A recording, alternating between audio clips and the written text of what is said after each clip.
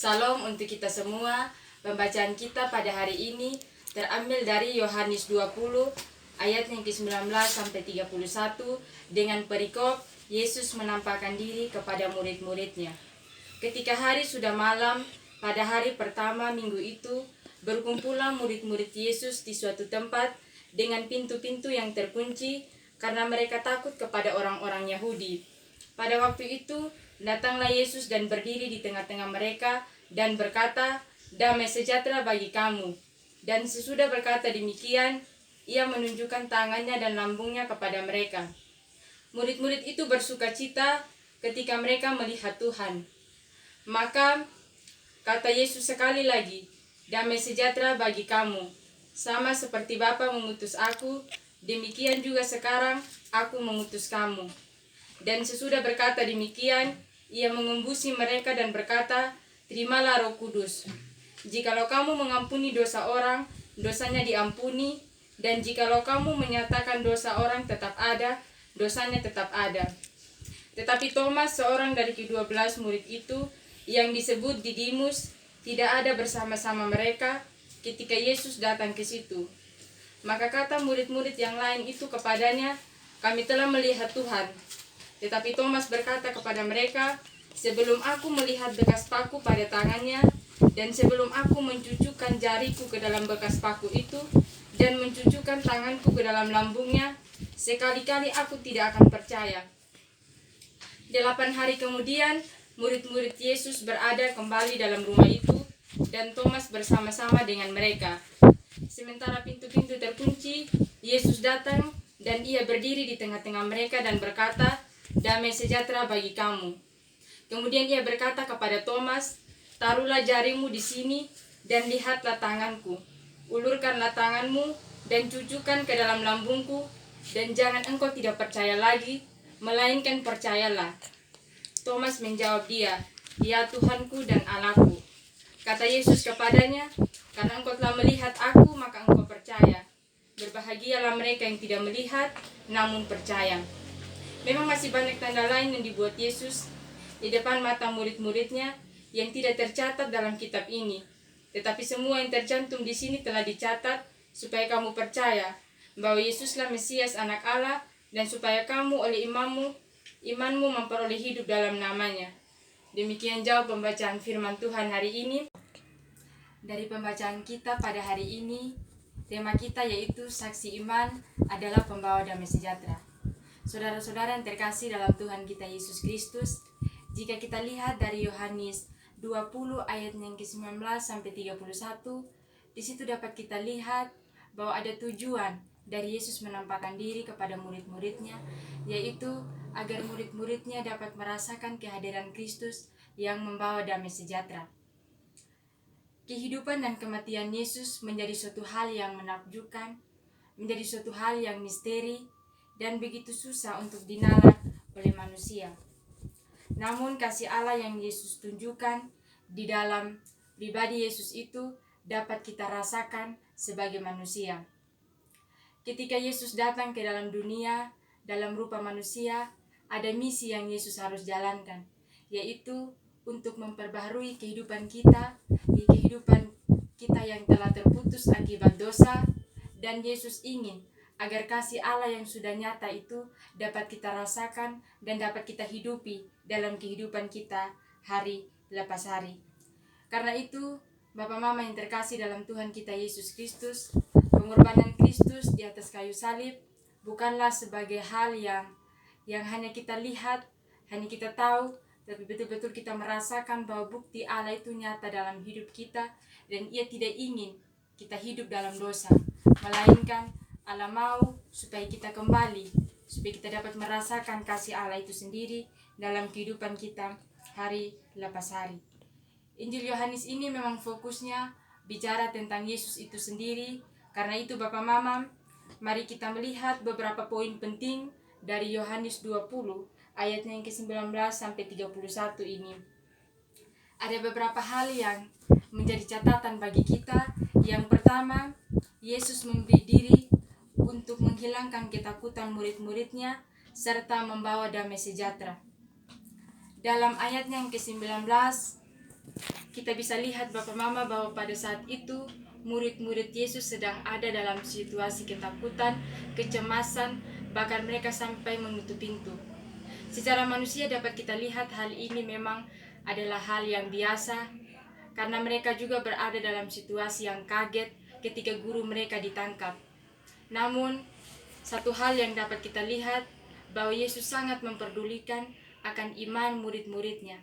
Yesus menghampiri mereka yang ketakutan, Yesus memberikan mereka kekuatan, bahkan Yesus memberi diri untuk menjelaskan kepada mereka bahwa Yesus betul-betul mati di atas kayu salib, dan bukti dari kematiannya, ia ingin supaya murid-muridnya merasakan kasih itu.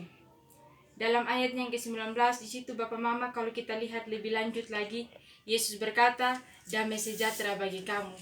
Artinya ada inisiatif Yesus untuk menghampiri murid-muridnya. Ada inisiatif Yesus, ada kerinduan Yesus untuk berjumpa dengan murid-muridnya.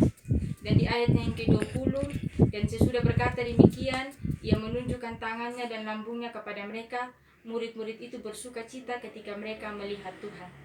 Dalam ayat yang ke-20 ini kita bisa lihat Bapak Mama bahwa Yesus secara fisik menunjukkan bukti bahwa ia telah mati demi dosa manusia, dan selanjutnya dijelaskan bahwa murid-murid Yesus bersuka cita ketika melihat Tuhan.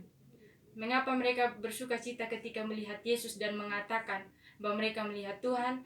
Karena pada akhirnya murid-murid Yesus menyadari bahwa Allah yang transenden itu, Allah yang pada awalnya tidak bisa dilacak, kini dapat dijumpai lewat kehadiran Yesus ke dalam dunia. Karena itu Allah sangat mengasihi semua umatnya, sehingga ia menampakkan dirinya dalam rupa Yesus Kristus itu sendiri. Jika dilihat dari peristiwa penampakan Yesus ini, ada dua bagian yang perlu kita ketahui. Yang pertama, Yesus menampakkan diri kepada murid-muridnya. Yang kedua, Yesus menampakkan diri kepada Thomas. Ketika Yesus menampakkan diri kepada murid-muridnya, jelas di situ bahwa segala kekhawatiran, segala kebingungan, segala ketakutan yang dirasakan oleh murid-murid Yesus, bahkan antara percaya dan tidak percaya, kini dihilangkan dengan rasa sukacita oleh Yesus itu sendiri. Namun dapat kita lihat lagi bahwa selanjutnya yang merasakan kehadiran Kristus pada saat itu adalah hanya murid-murid Yesus saja. Sedangkan Thomas belum sempat berjumpa dengan Yesus. Tapi pribadi Yesus adalah sosok yang sangat memperdulikan iman murid-muridnya. Ia tidak ingin hanya 1-2 orang yang dapat merasakan kasihnya, namun ia datang kembali untuk menjumpai Thomas dan memberikan sebuah bukti nyata kepada Thomas. Kalau Bapak Mama membaca lebih lanjut dari Yohanes 20 ayat 19 sampai 31, di situ Thomas dipenuhi dengan segala keraguan-raguan, di situ Thomas dipenuhi dengan tidak percaya akan kehadiran Yesus, karena Thomas hanya mendengar tentang Yesus dari murid-murid yang lain. Dan tentunya Thomas juga ingin menyaksikan sendiri apakah Yesus itu betul-betul hadir, apakah Yesus yang dibilang itu mati kini bangkit dan menampakkan diri. Jelas kita bisa lihat Bapak Mama bahwa pada akhirnya Yesus juga peduli dengan iman dari Thomas. Ia tidak ingin Thomas ada dalam kebingungan, keraguan-raguan, melainkan Yesus menjumpai dia dan secara total ia memberi dirinya untuk menyatakan bahwa ia betul-betul mati demi dosa manusia. Pada akhirnya Thomas pun kemudian percaya bahwa Yesus itu telah bangkit dengan luka fisik yang juga Yesus tunjukkan kepada Thomas. Dapat kita ketahui pada akhirnya Yesus betul-betul mengasihi muridnya, dan ia ingin semua orang percaya kematiannya, kebangkitannya sebagai bukti bahwa ia telah menjalankan misi dari Allah untuk memberikan kehidupan yang baru bagi manusia.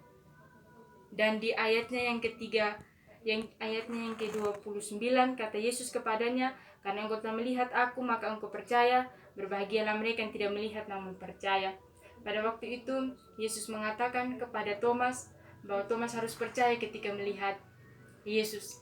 Namun bagaimana dengan kita yang tidak melihat Yesus? Yesus pun berkata, berbahagialah mereka yang tidak melihat namun percaya. Karena itu dengan iman kita dikuatkan, dengan iman kita meyakini Allah bahwa Allah telah memberikan kita kasih, telah memperbarui kehidupan kita yang lama dan menjadi kehidupan yang baru. Bapak Mama yang terkasih dalam Tuhan kita Yesus Kristus, ada sedikit ilustrasi. Pada suatu malam, seorang anak di dalam kamar sedang tidur dan berbaring, sedangkan seorang ibu datang dan menghampirinya. Ia ingin mematikan lampu dan keluar karena sedang melakukan tugasnya. Namun anak itu berkata dan memegang tangan ibunya bahwa ia tidak bisa ditinggalkan sendiri. Ia ingin agar ibunya ditemani. Akhirnya karena sang ibu tidak tega melihat anaknya sendiri, ia pun tinggal bersama dengan anaknya dan duduk sambil bercerita. Dari cerita ini kita bisa lihat Bapak Mama yang terkasih dalam Tuhan kita Yesus Kristus, bahwa kita tidak bisa sendiri. Kita membutuhkan orang lain, kita membutuhkan rasa aman dan tentram, kita membutuhkan orang untuk bersama dengan kita, dan kita pasti ada dalam situasi takut, bimbang, keraguan-raguan. Nah, dalam kehidupan kita hari lepas hari, kita pun merasakan ketakutan. Karena itu kita butuh satu pribadi yang terus menolong kita, yang terus memberikan kita rasa aman, yaitu Yesus itu sendiri. Ia memberi Roh Kudus untuk mendiami hati kita, dan ia akan terus menuntun kita untuk dapat memberi diri, merasakan sukacita, dan merasakan kesengsaraan Yesus, dan dapat mengimplementasikan akan apa yang Yesus lakukan di atas kayu salib untuk kita hidupi dan kita bagikan kasih Allah itu kepada orang-orang di luar sana.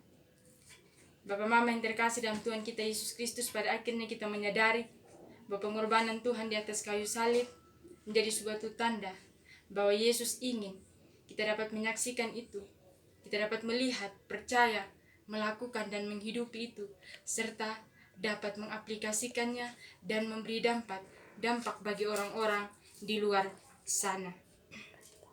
Karena itu, hendaklah dalam kehidupan kita bersama dengan orang lain, kita saling mengasihi, saling memberi diri, dan ketika orang-orang ada dalam situasi ketakutan, kita mampu untuk memberikan mereka kekuatan. Karena itu Bapak Mama yang terkasih dalam Tuhan kita Yesus Kristus, marilah kita hidup untuk membawa damai sejahtera bagi orang lain, untuk memberikan sukacita bagi orang lain dimanapun kita berada. Demikian firman Tuhan hari ini. Shalom.